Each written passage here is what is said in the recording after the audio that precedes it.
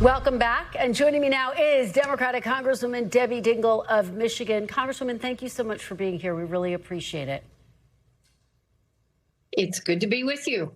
It's wonderful to have you. It's wonderful to see you. We just heard from two, as you just heard, hopefully, of the candidates in the primary field of Michigan's 7th Congressional District. It's obviously a seat Democrats are eyeing, hoping to flip in November. Based on what you heard here, based on what you know, do you think one candidate or another is in the lead, is best positioned to win tonight? I think all three of the candidates that are running for the 7th district can win the 7th district. I think that has been a very competitive race. Three very strong candidates. Each has their own history of activism, engagement, and we'll see who wins it. And then, like we have to do on all of the races, unite for the November election. Well, okay, you take me to my next question, that word unite. Let's talk about this Senate primary, because it has gotten ugly, of course, between Haley Stevens and Abdul Al-Sayed. How does the party unite after tonight, Congresswoman Dingell? So I want to say this to you. I know I keep saying this, we don't have a choice, but I actually think there's it has been very not pleasant, ugly. The last couple of weeks are everything that I hate about campaigning. But having said that, I know both of these candidates. I have been neutral in this race. I know that both of them have far more in common than they have differences. They care deeply about how Americans are struggling and that they're going to fight for an affordable America, that they are worried about the people that they are asking to vote for them and what's happening to the cost of their groceries, the cost of gasoline, the cost of housing. We have a broken healthcare system. They might disagree on the approach to fixing it, but neither of them would ever have supported a big blank bill. I'm on television. I won't tell you what I think. They wouldn't have cut SNAP benefits. They won't support a war in Iran where you'd have troops in the ground. And they both care about if there's an opening on the Supreme Court, who would be appointed to that. And in November, that's what's at stake. And that's why. And they both have said that they will help bring people together. As you know, one of the big dividing lines is on the issue of Israel. How do you see Democrats coming together in a general election? Can they, given the deep divisions that exist on that critical issue, Congresswoman? We have to. I probably am unique in that I've lived in the middle of this issue for decades and not the last couple of years. I've lived in Dearborn, Michigan. My neighbors were Arab Americans and Muslims, and I've known many people of the Jewish faith, and thankfully was brought up by nuns who taught me to respect and love everybody. And we live in a country where freedom of religion matters. Having said that, I've seen hate. I've seen too much hate. I've seen hate on both sides. I deeply believe Israel has a right to exist. I also do not like what I've seen in Gaza and more recently in southern Lebanon.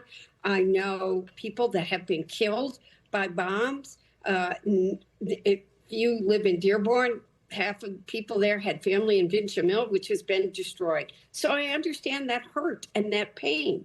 We got to come together. We've got to figure out a way that they've been trying for centuries to find peace in the Mideast. I believe very strongly in a two-state solution. And that's our job, find a way to come together and to stand up to hate. When you see a rise in anti-Semitism, which I never thought I would see in this country in my lifetime, and it is very real. I have seen the hatred in Dearborn. I've had death threats for even talking to Muslims during my career. It's wrong. We got to stand up to hate, and we got to find that being willing to stand up to hate and find common ground, something that brings us together.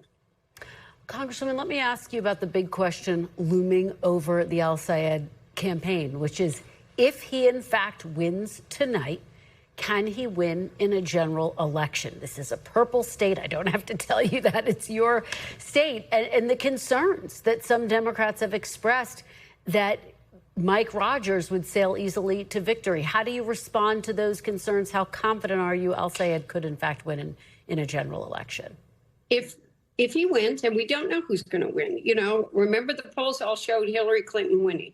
But I've watched them both campaign. Abdul excites a base. I think that you're going to see people who are going to vote in November because they want a House and Senate that are not going to be a rubber stamp for the current president, that are going to stand up on, would never have allowed a big bad bill to have passed.